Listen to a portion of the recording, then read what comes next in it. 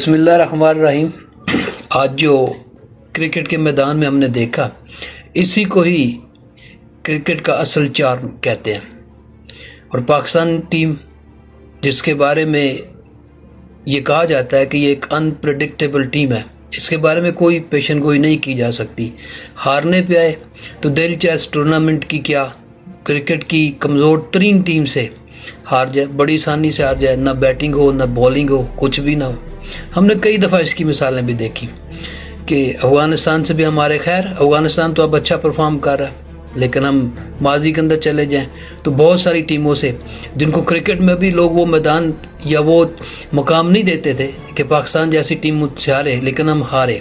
बहुत सारे world cup की तलख यादें हमारे पास मौजूद हैं। बॉब वॉल्मर साहब को याद है कि एक शिकस्त ने ही उन्हें इतना दिल बर्दाश्त किया कि ज़िंदगी चली गई। बहरहाल इस टीम ने जिस तरह से इस टूर्नामेंट का आगाज़ किया और फिर जितना टाइम एडजस्ट होने में लिया, वो सवालिया निशान है कि एक अच्छी खासी परफॉर्म करती हुई टीम वहाँ पहुँची, लेकिन उसको अचानक रिदम का जाना और फिर कम बैक करने के अंदर मुसलसल शिकस्तें, एक के बाद दूसरी, दूसरी के बाद तीसरी शिकस्त, और नतीजा ये बना कि सूरत दिलचस्प से दिलचस्प होती गई। क्यों होती गई कि अगर मगर का खेल जो था वो अपने पूरे अरूज पे चला गया।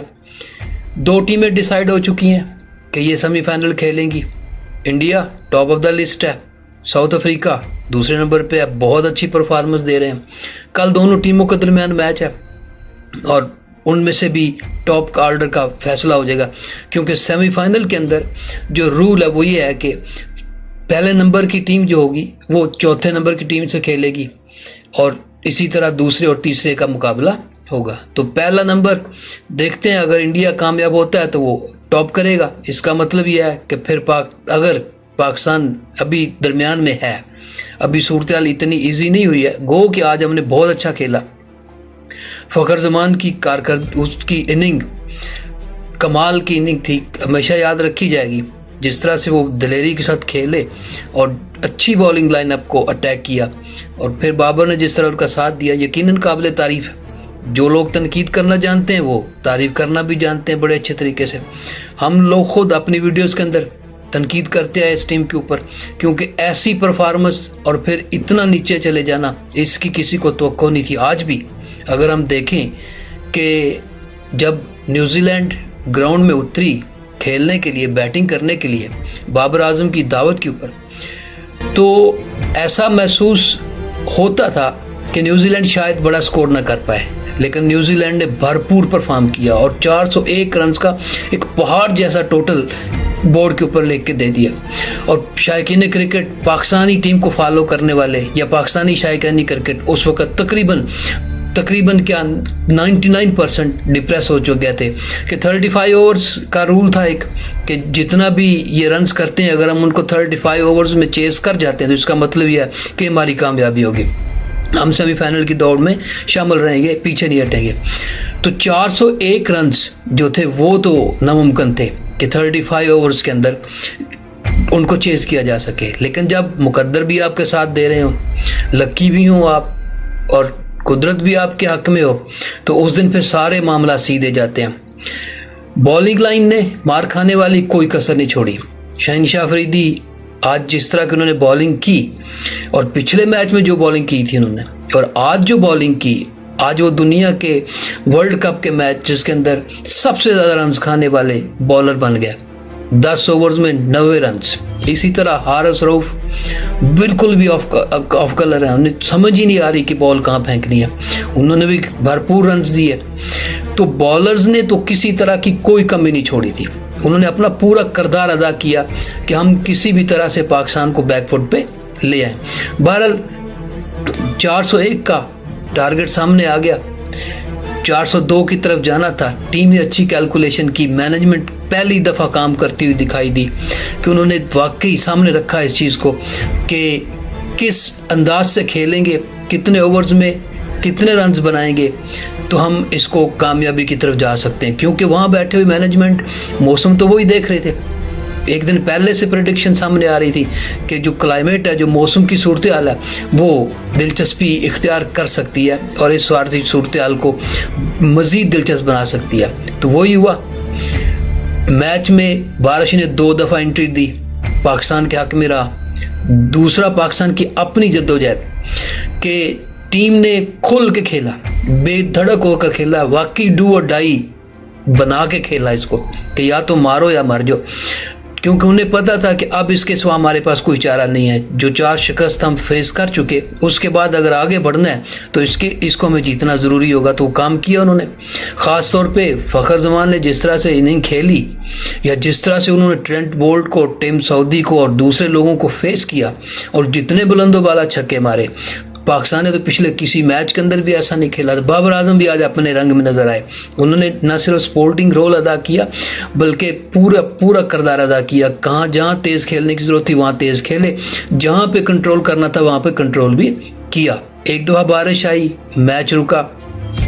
पाकिस्तान ने हालांकि पहले 10 ओवर्स में 75 रन ही थे। अगले मैच बॉलिंग के अंदर, अगले ओवर्स के अंदर इन्होंने मैच को चेंज किया, क्योंकि इन्हें ड्रेसिंग रूम से बाकायदा मैसेज मिला कि मौसम ऐसी करवट ले रहा है, तो इससे पहले कि हालात नामुवाफिक हों या चेंज हों, आप उसको खुद चेंज करें। तो फिर जो इन्होंने मारधाड़ की, हालांकि पहले न्यूजीलैंड ने की थी, उन्होंने भी हमारे बॉलर का बरकस निकाल दिया था। उन्होंने भी सही धोया, जिस तरह धोया जाना चाहिए था, बिल्कुल ऐसे ही उन्होंने धोया।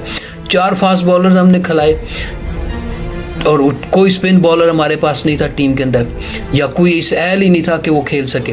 तो लिहाजा 1-2 जो पाल टाइमर थे उनको उन्होंने बड़े अच्छे तरीके से फेस किया। नतीजा क्या निकला कि हमें 401 का जो हदफ था वो सामने मिल गया और रिकॉर्ड पर रिकॉर्ड बना।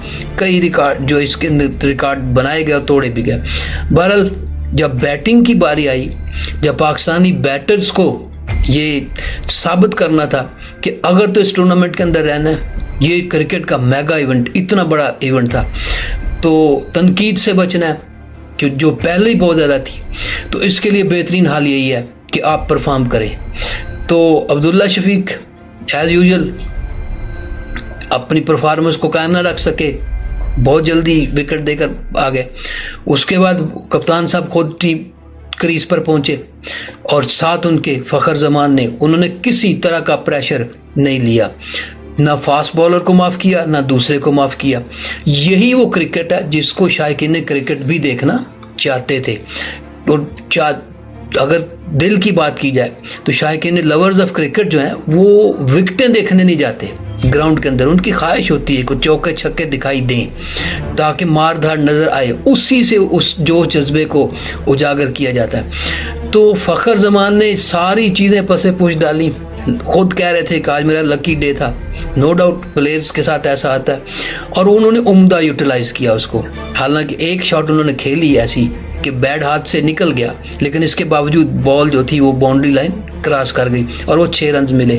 बाकी उनके किसी शॉट में किसी तरह की कोई गलती नहीं थी कि ट्रेंट बोल्ट जैसा बॉलर भी खुद देख रहा था कि मैं यॉर्कर मार रहा हूँ और ये बंदा मुझे वहाँ से चौकर छक्का मार रहा। हालांकि ऐसा मुमकिन नहीं होता।